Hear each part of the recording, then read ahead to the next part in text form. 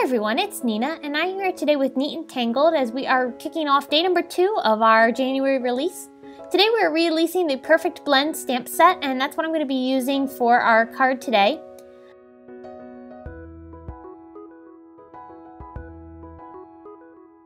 I've got 11" by 4¼ piece of cardstock that I'm cutting down and scoring at 5½ inches to create an A2 size card base.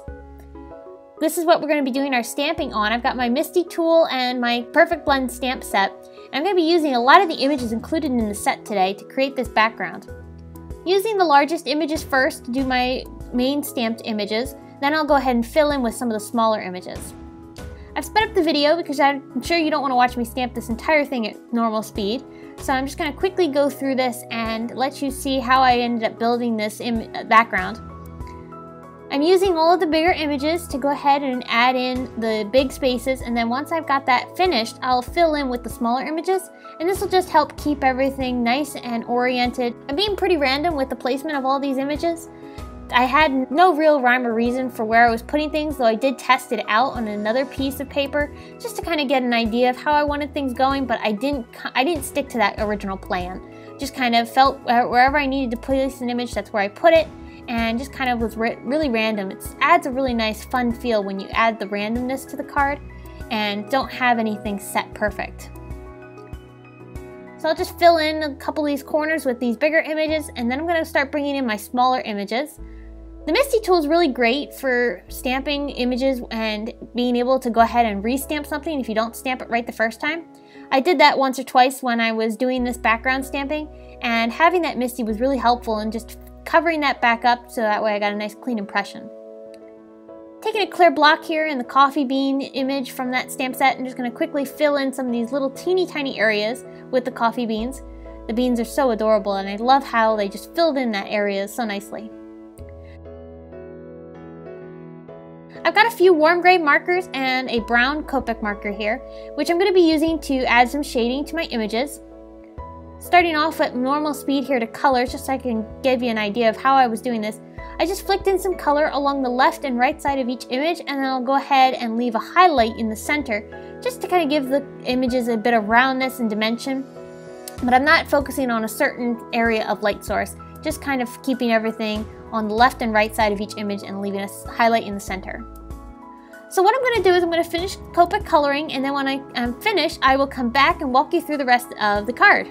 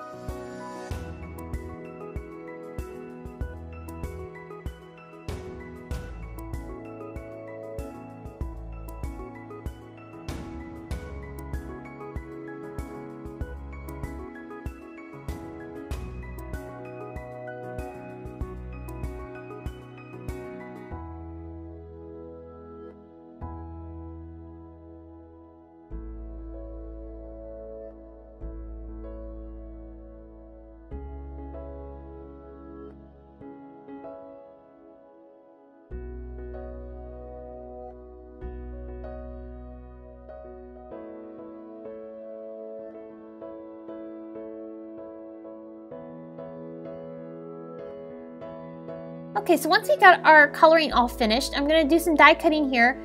This is a Pretty Pink Posh die. It's a little stitched border die, and I'm going to be using this to create a sentiment strip for my card. And this is some brown cardstock, and I'm going to be running this through my Big Shot machine with this die. Take it out, and then I'm going to do my stamping on top.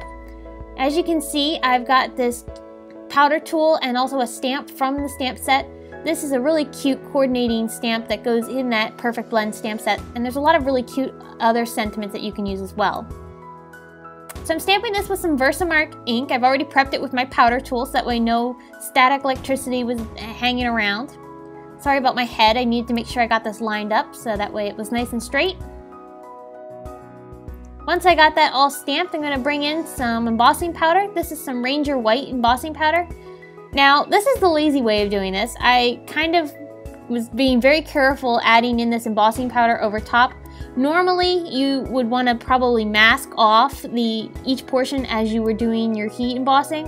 So in this instance, you would have stamped the Coffee and Friends first, emboss that with the gold as I'm doing here, and then do the other portion of the sentiment in the white as a separate stamping and embossing. But I was being lazy and did it this way, so as you can see, that was my method of doing it. It does work, but you just have to be careful. Here where I've got my foam tape, and I'm just adding this to the back side of my paper strip here. I'm gonna go ahead and trim this off, and this will get lined up along the bottom portion of the card. And we'll also add a few sequins. These sequins are from the Crystal Clear sequins from Neat and Tangled. They are super, super pretty and perfect for adding just a nice finishing sparkly touch to this card. So that's gonna do it. I hope you've enjoyed. Be sure to stop over at my blog where you can get more information on today's release, including the other stamps that are being released in today. And you can also be sure to head on over there so that you can be entered in today's giveaway. We have giveaways all week as we are showcasing new stamps each day, so be sure to keep on stopping back for more Neat and Tangled inspiration. And thanks so much for stopping by. Be sure to give this video a thumbs up, and we'll see you again soon.